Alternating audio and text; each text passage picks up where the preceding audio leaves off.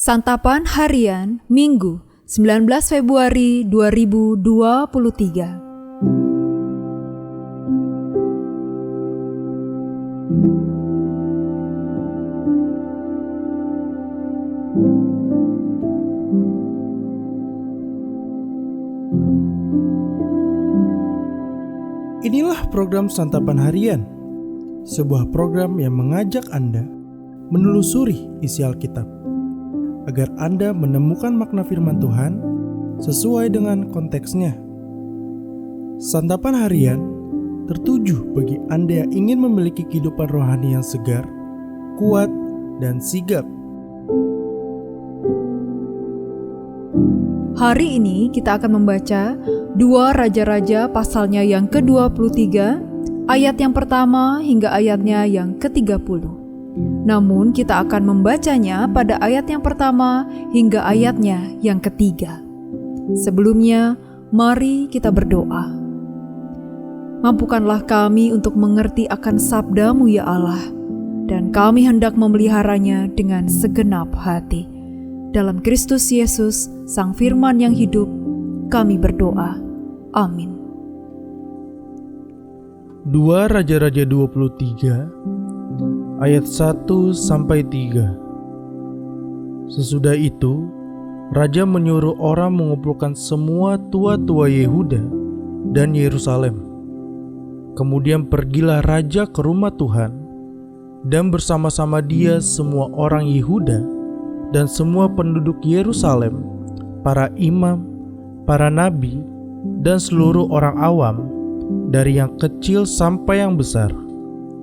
Dengan didengar mereka, ia membacakan segala perkataan dari kitab perjanjian yang ditemukan di rumah Tuhan itu.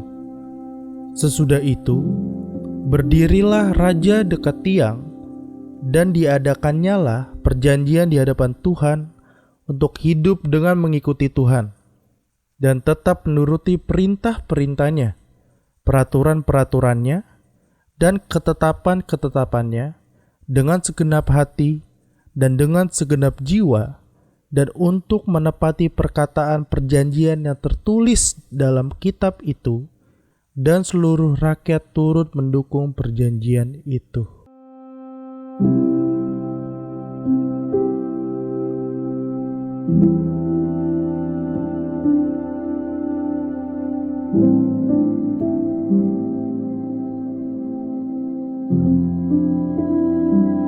Sahabat Santapan Harian, Yosia melancarkan reformasi di Yehuda dengan segenap kekuatan. Ia membawa seluruh rakyat kembali kepada perjanjian dengan Tuhan, menghapus segala penyembahan Baal, Asyera, dan Molok, merobohkan mezbah ilah yang dibangun raja sebelumnya, serta kembali merayakan Paskah untuk Tuhan. Yosia disebut sebagai raja yang berbalik kepada Tuhan dengan segenap hati. Tidak ada raja sebelumnya dan sesudahnya yang sama dengan Yosia. Walaupun perubahan yang dilakukan memberikan banyak harapan, namun Tuhan tidak beralih dari murkanya kepada Yehuda yang ditimbulkan oleh kejahatan Manasye. Hidup dalam rencana Tuhan memang penuh paradoks dan tak selalu dapat kita pahami. Kitab Tawarik mencatat kerumitan dari kematian Yosia. Diceritakan bahwa Yosia melawan pesan Allah dan berperang melawan Raja Neko dari Mesir hingga akhirnya tewas dalam peperangan di Megido. Walau demikian, dalam catatan kitab 2 Raja-Raja tidak ada kisah komplikasi Yosia yang melawan pesan Allah. Hanya ketaatan dan reformasi yang dilakukan Yosia yang menjadi fokus dan sentral cerita.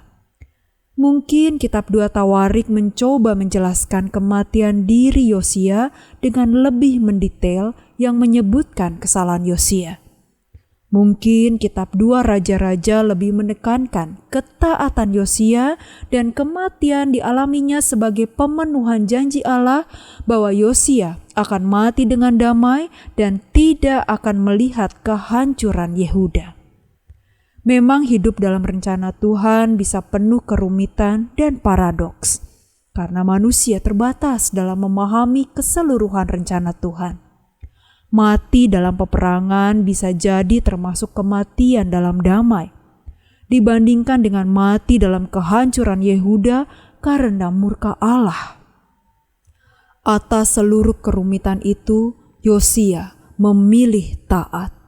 Dengan sepenuh hati dan kekuatan, Yosia mengajak umat bertobat dan meruntuhkan penyembahan berhala. Di tengah paradoks hidup dan misteri rencana Allah, tetaplah taat dan setia kepada Tuhan. Mari kita berdoa. Di dalam kasih-Mu Kristus, tolonglah kami untuk selalu taat melakukan apapun yang Engkau pinta. Di dalam nama-Mu, Yesus Kristus, kami memohon. Amin.